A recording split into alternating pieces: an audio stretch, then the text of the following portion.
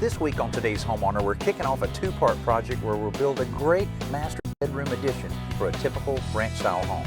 If you need more square footage, we'll give you what you need to know while we're putting together the sticks and bricks of today's addition.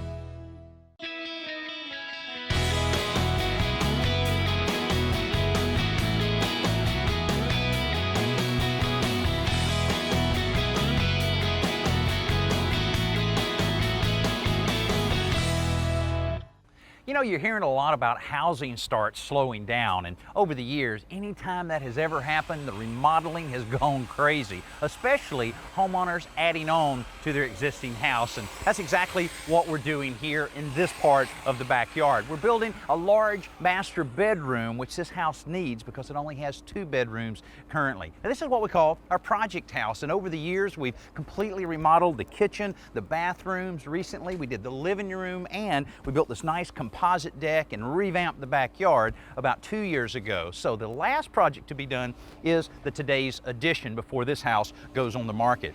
Now, you know, whether you're building on a living room or a game room or whatever you're building to your house, the approach is basically the same. A lot of things to consider. First of all, how will you tie in the roof?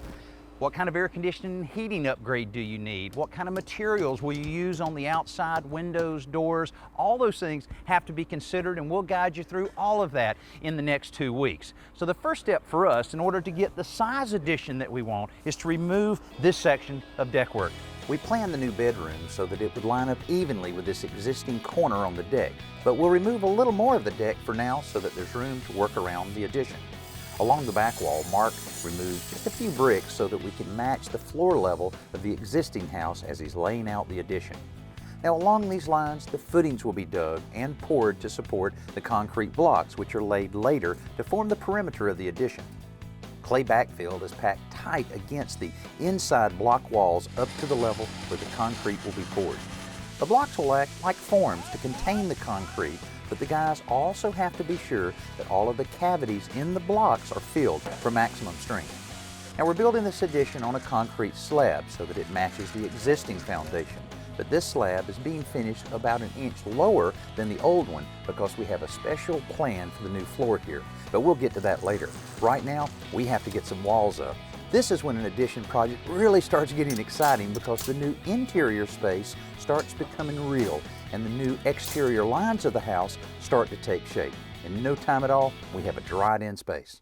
Well, when our framers started this morning, all they had in place, just the rafters. And over the course of the day, they finished all the plywood decking, all the roof felt, and the whole addition is dried in now. Now think about it. They started on Tuesday. This is Friday afternoon, 3.5 days. They had a little bit of rain here and there. They were able to complete this much work. Now, if it rains next week, no problem. They can work inside. Usually when we're framing an addition or a new house, we'll install all of the ceiling joists as soon as all of the walls are standing. But our framers were really focused on getting a roof over this addition so that we have a nice dry space to work in case it rains next week. Now, when they start framing the ceiling, they'll have a lot of work to do because we're putting in a specialty ceiling here called a recessed or pocket ceiling. Now, the way that'll work is we'll have a flat spot here about 3 feet out, then it'll go up about 12 inches and then flatten out again. And it'll really make this place feel larger than it actually is, and feels pretty large right now. It'll also give us this great opportunity when we get to the trim stage to install crown molding all the way around the lower part of the ceiling at the 8-foot mark, and then at the 9-foot level, another row of crown molding. Boy, it'll look great. Now you might wonder, here it is a Friday afternoon, fairly decent weather, plenty of work to be done, and where's the framers? Well, you know how some people like to leave their office on Friday afternoon a little early? I think that's what happened to the framers, but they've done so much work this week that I think we'll let them get away with it. Now, you know, a lot of times when you're building any kind of project like this, the only successful ones are the ones that start off with a good set of blueprints, but many times homeowners have a little difficulty really figuring out what the blueprints mean.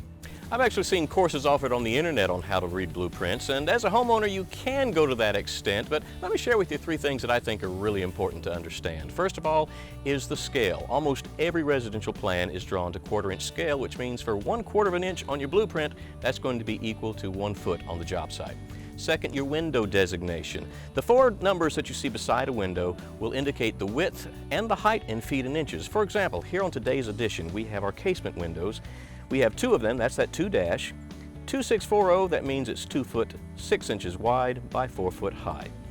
Finally, it's always good to understand your utilities. Now here's another blueprint that actually has the utilities drawn out on it, and even if you don't understand where all the lights and the ceiling fans and the plugs and what they are, right beside your plan you should have a symbol legend, which makes it a lot easier to understand. Now if an addition is in your building future, Joe Turini has a great tip in today's Simple Solution. Sometimes when you're building a room addition, you have to reroute buried drain lines out in the yard. In this case, we have a plastic PVC pipe that's leading from the gutters and downspouts. Now, I need to cut it, but I don't want to have to dig a gigantic hole in order to get a reciprocating saw in there or a hacksaw to cut the pipe. So I'm going to cut it using just a piece of nylon string. What it is, I loop the string under the pipe, then I wrap 2 wooden handles around it because the string could cut your hand. Then just using a sawing motion, you cut right through the pipe. Just keep going back and forth, and little by little, as you can see, it just works itself right through the pipe. We're almost there. Keep tight tension, but don't pull too hard or the string will break. There we go. Right through. Look at that. Nice clean cut. Our framing on our today's edition is continuing, and our recessed ceiling is really starting to take shape. Now earlier the guys had a pretty tough job putting all these beams in place. I mean, this one is a triple 2x12 that's over 20 feet long. This one's a double 2x12 with plywood inside, so it's fairly heavy. Right now they're working on what we call finger joists down on the end that will form the 4-foot flat area that we have, and that'll continue all the way around the perimeter of the room. Then they'll be using longer 2x6s to form the upper part of the recessed ceiling. Even though they're out of the sun and rain, there's still plenty of work for the framers. And now there's also a lot of other work for the subcontractors too, because the heating and cooling, plumbing, and electrical work can all move forward now that the walls are in place. Now outside, the big news is the arrival of the windows. Windows were a bit of a trick for this addition because we needed to match the vinyl windows on the existing house, but we wanted to be able to stain all of the woodwork inside the addition, including the windows.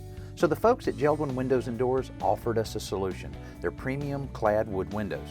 Outside, the low-maintenance aluminum cladding and grid pattern match the existing house, while inside, the clear pine can be finished to match any look. The wood is called Auralast, and it's specially treated to resist moisture, decay, and termites. Between that and the cladding, these windows should last for a long time. In fact, they're warranted for 20 years, plus they look great. Boy, it's great when we get all of our windows and doors in place when you're building an addition like this, because it weathers everything in, it allows you to lock up the addition, and just as important, you can run the air conditioner inside to keep everything nice and cool while you're finishing up all the work that has to be done inside. You know, this big octagon window is really a focal point of the overall addition, and even though this is on the west side of the house, which you have to be careful when you're placing windows on the west side of either a house or an addition because you can get quite a heat buildup, but this being an insulated window and being so energy efficient, we don't have to worry about that heat buildup. Now, something in front of me here that you may or may not have ever seen is actually a lift station, or a grinder pump is what a lot of people call it. And the reason we had to put in a small lift station like this is we have our little bar sink on our breakfast bar, and it comes out right here. And of course, a drain like this has to be gravity fed. It has to go downhill. In order for us to drain the water downhill and tie in to our sewer line, we would have had to go all the way to the front of the house. That would have been about 150 feet at about $10 a foot. You do the math, that's a lot of money. This is a lot less expensive, and basically the wastewater goes down into this container, and when it gets up to a certain level, a pump kicks on and it'll pump it around the corner and it ties into a bathroom drain we have just around the edge of the addition, so a lot cheaper. Now outside, really, we're waiting now for our brick masons to get on the job and get started. We have all the bricks in place, all the sand, the mortar, and they'll be busy putting up all the several thousand of bricks to seal up the outside. And we were lucky that we were able to match the brick of this 50-year-old house very closely, so we'll use a lot of the bricks that we removed from the back part of the addition, kind of lace them in real nice so that no one will know where the addition started and where the original house was. Let's take a look inside. Well, you can probably see a pretty big change inside the addition with all the insulation already in place, both in the walls as well as overhead. Now, a lot of times we'll just hang the drywall on the ceiling and come back and blow insulation in, but there's not much attic up there, and this is the way we can go ahead and get it in place. Won't have to worry about that later. But at this stage, we really have to make sure everything is in its place in the walls and ceiling area, because tomorrow our drywall is going up. Here's a good example of it. This is a little system that we decided to put in our bedroom addition, and it's a video answering system from Newtone. And what this will allow the homeowners to do is be able to not only hear the doorbell at the front door, but they'll actually be able to see and talk with whoever's ringing on that front door. This is real convenient. And also, these are available in a flip down model that you can put right under kitchen cabinets that will allow you to communicate, say, from your kitchen to your front door. There we go. That'll stay up in there. That way the drywall can go right over it. Now, we know exactly where the bed's going in this room, right on this wall. So we've already wired cable, phone, and all of our electrical outlets, and we'll route those under the bed to our little pop-up television that's going to be at the end of the bed itself. Now, you can see Tim's in the process of working on some of our speaker wire. We have 2 speakers inside, 2 speakers outside for the deck. They all feed back to here, which will be under our breakfast bar cabinet, and will go into an amp or an amplifier, and that will power an MP3 player with a little docking station. That should be a cool way to have music inside as well as out. Well, you can see all the plumbing and electrical that's part of our breakfast bar, and all of that we'll make sure is right in the right place, because tomorrow morning drywall is going in. Drywall always makes such a difference in the feel of a new space, but boy is it dusty going in. Now, while these guys cover up the studs and cloud up the air, let's check in with Emily for this week's Best New Product. In almost every home improvement project, there comes a point where you have to build, move, or repair a wall. And for most Americans, interior walls mean drywall, which you think would make it clean and simple. But if you've ever seen the drywall finishing process, you know it's anything but clean. Why? Well, because every fastener, hole, and seam has to be covered with joint compound, which, trust me, is a messy process in itself. But later, when you have to sand the stuff, the dust just goes absolutely everywhere. Well, this new sheetrock brand joint compound is called +3 with dust control, and it is specifically designed so that the fine dust that's created by sanding will bind together to form heavier particles, which simply drop to the floor. Now, that means that when you sand this joint compound, instead of producing a huge cloud of dust, you simply wind up with a pile on the floor right along the wall. So this makes it ideal for remodeling projects where you're working in a finished area of the house. And to make it even easier to use, it's lighter than conventional joint compounds. So the next time you are working with drywall, remember to keep your dust under control. Now that the drywall is all in place and the finishing has started, we were able to remove our plywood that was screwed right to the wall here that separated the existing house from the new addition. And what a perfect little access out to the new addition. We have the master bathroom here, master closet here, leading right out into the master bedroom. Now, at this point in a project like this, after the drywall's been hung, you really have to check very carefully to make sure that the drywall hangers didn't cover up any outlets or any of the recessed lights that we have positioned all the way around the room. We double checked all of that, so the finishers were able to start taking off on really getting this place looking a lot more finished. Right behind the drywall finishers, the trim carpenters go to work. Now, all of this trim has been pre-stained so that once these guys get it all in place, it'll need just a little bit of touch-ups and a few coats of clear polyurethane. Now, these Marilat cabinets, on the other hand, are ready to go once they're installed. The rich, warm finish on these things should make our morning bar a focal point in this room. Now, outside, the brick masons are busy erasing the lines that separate old and new. With every single brick, this addition looks more and more a part of the house. Now, while we're laying bricks outside, Tim is laying plywood inside to get ready for the surprise we hinted at earlier. We're installing a radiant heating system in this floor. Well, everyone's been run out of the inside of the addition because the guy who's taken over is Wes Cisco with Uponor. Wes, you're well underway with our radiant floor system. How did you get so much done so fast working by yourself? Well, it's a system called Quick Track, and what we have here is a 1/2-inch plywood. On the back you have a heat emission plate and a dovetail groove. This right here allows for our tubing, which is 5/16 PEX tubing, to go in, okay, and conduct to the heat emission plate. allow an even distribution of heat across the floor. And it's pretty cool the way you have all of these pieces that you're showing us there. Then I see you have little circle tracks in here. So it just basically is a loop that continues, and then how does it get all of the heat in there? Right, well, what we start off with is that we do a heat loss, and that's going to tell us how many loops are required. In other words, how many circuits. In this case, we have 4, okay? And they run back to a manifold, which is our distribution center, going to our heat source. Oh. So at that point, we have a circulator, and it circulates the warm water through the floor. And at that point, Sounds pretty simple. Now, we're planning on putting a 3/8" pre-finished hardwood on there. How do you keep it from expanding and contracting and kind of separating the wood? that's perfect. The application that you're going to have there, you won't have any problems with expansion or contraction because that's going to be more of a moisture issue. We're doing is just warming the wood, okay? And there's many other applications that you can do. Now, do I understand you can also put it on a wall? Oh, of course. You can do a quick truck about 4 feet up, a little wainscoting. Now you have a nice, warm, cozy cocoon that you're in. Well, now, pretty good sized room here for a bedroom. It's over 500 square feet. Any limitations on when you can use this as far as the size of a room? No, not at all. Basically, what you're going to have to do is a heat loss. If the numbers work, the possibilities are endless. Man, I can't wait to see this thing in place. With a few more screws, Wes finishes attaching the quick track to the plywood base before he adds some silicone adhesive to each of the grooves and snaps in the tubing. All of these tubes come together in a manifold, which is then connected to an ordinary water heater. The system is a closed loop, so you don't end up with any stale drinking water, but otherwise you can use whatever hot water source makes the most economic sense.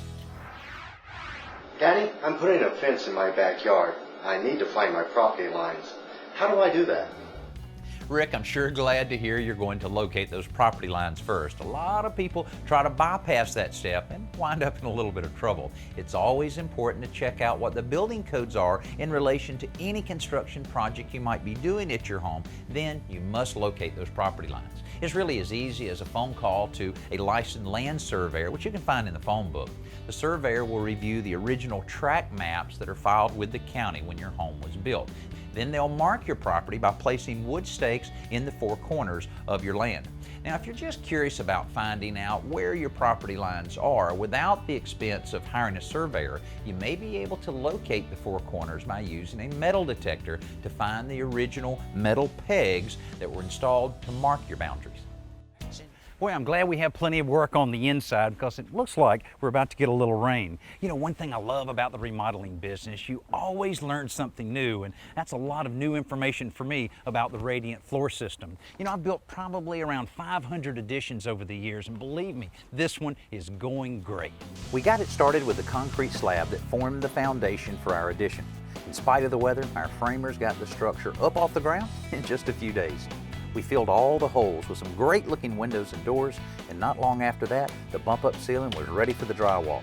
A little drywall mud, and the trim carpenter started tweaking the interior while the brick masons wrapped up the exterior. Hey, we even got a heated floor in this thing. What else would you want? Next week, it all comes together. Our vinyl work, some beautiful landscaping, all the bells and whistles on the inside, and some very nice furnishings. We'll see you next week.